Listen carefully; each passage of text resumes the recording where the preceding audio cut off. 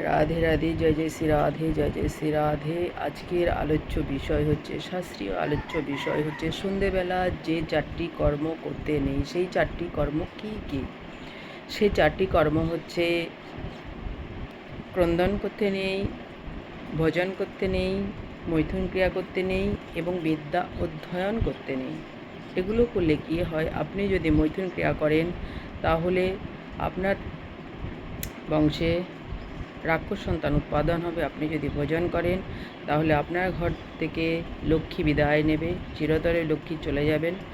এবং আপনি যদি বিদ্যা অধ্যয়ন করেন তাহলে আপনার যে অর্জিত পূর্ণ সেগুলো ক্ষয় হয়ে যাবে। তাই আপনারা এগুলো যাতে না করেন, সন্ধেবেলায় 4টি কর্ম সেই দিকে লক্ষ্য রাখবেন। হরে কৃষ্ণ কৃষ্ণ কৃষ্ণ হরে হরে, হরে রাম রাম রাম হরে হরে। জয় জয় শ্রী রাধে, জয় জয় শ্রী রাধে।